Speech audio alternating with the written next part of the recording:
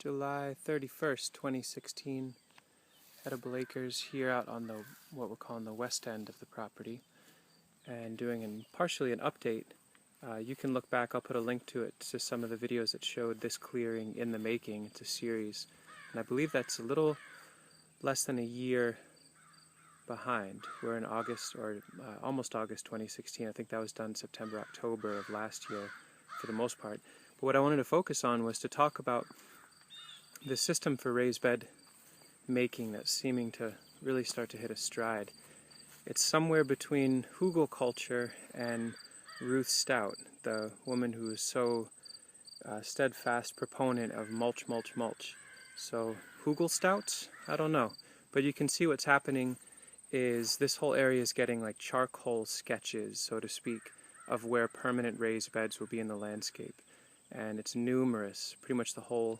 There's a riding mower width area through the middle, like a dominant access, but everywhere else is basically wheelbarrow width or smaller. And it's very young right now, but you can see what's happening. Some areas where there's squash growing out. But I just want to unravel how these are being made, since we've got so many different ages of them. And I'll start with, this is another one that you can look to, another video from May of this year, where I talk about the idea of using potatoes to build raised beds. So last spring, this was basically like this, and it was planted to potatoes in the center of each of these beds, hilled with the pathways through the whole summer. When the potatoes were taken out, it was seeded to radishes, daikons, that kind of thing. When those came out, it was all planted to garlic, and now the garlic is out and it's a little bit bare. So what I'm doing is shaving the pathways once more, and I'll seed it again to a fall crop. We've got about 70 to 80 days before frost, so I think I've got some time to sneak in some radishes, beets, maybe even put some beans in the middle, we'll see. And so that's one style. That's very high organic matter, very soil-y, very loose tilth. But then there's also areas where it's super shrubby, and so what I'm doing is chop and drop the shrubs. You can see that was last year's layup, this year's layup. I'll finish that side, and then I'm going really heavy with the mulch, the straw, banking that all in there, and then later on scraping the pathways, covering that as we get into the cooler rains of the fall, and seeding it, mulching some more. Here's a bed that was all planted to, it's kind of a runaway polyculture. There's red currants, Yanniker ventetz, and then catnip is creating a defense wall to keep the imported currant worm off of the young currants as they get established. You see the catnip is loving it in here. And again, with a historical drought, it's pretty amazing to see any annuals coming up at all, but corn and squash are popping up here and there, and they haven't been watered a single time this whole summer. More and more raised bed. These are permanent scaffolding beds. You can see they're in tomatoes this year. Again, no water, but they're putting on a nice fruit set. This region is experiencing, I think it was a record-breaking drought. We got a little rain the other day. Maybe we're coming out of it a bit. But I think 1893 they started keeping track of how much rain or whatever in this area, and this year shattered that record in lack of rain. And so I think the plants are really impressing me with how well they're doing, and I think it's in huge part to the layers and layers of soil. So this last fall, I unrolled round bales here on top of red pine logs, scraped the pathways through that soil in the center, and then as it settles, you can see it's starting to make a depression here. That's where the tomato transplants went in, mulched some more. I'll just keep shaving pathways and throwing it, because you can hill tomatoes like you can hill potatoes. And I'll give them some more roots. It's a pretty impressive growth there. And you can see, sorry, I shouldn't have been chewing the whole time. The landscape is pretty packed with all these beds to be at various ages. Some of them where I had enough round bale, I would just simply unroll it and spread it out. This will be an exquisite garden bed next year, and I'll continue to chop and drop this material or crop circle it, lay it down flat, and cover it with more mulch as I can all of this will be buried, and this bed will be grand unified with this bed.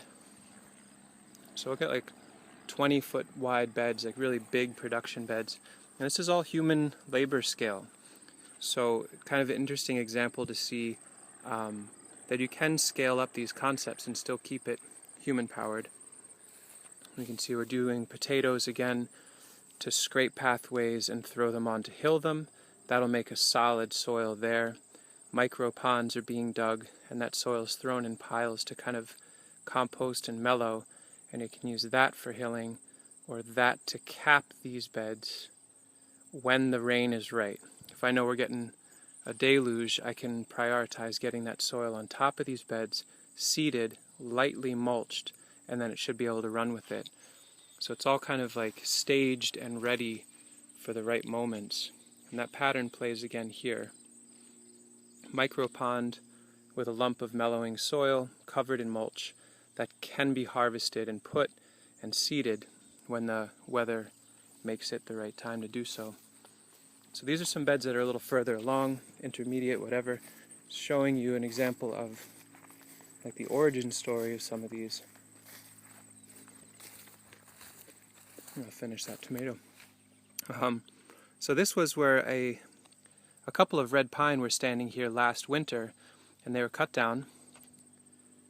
And you can see these are very young Hugel mounds. The trunks were laid in the center of the beds.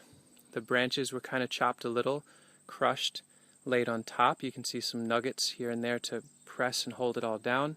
And then as I do hand earthworks, so this is a relatively larger, deeper swale, that soil can be harvested and put on top and then seeded.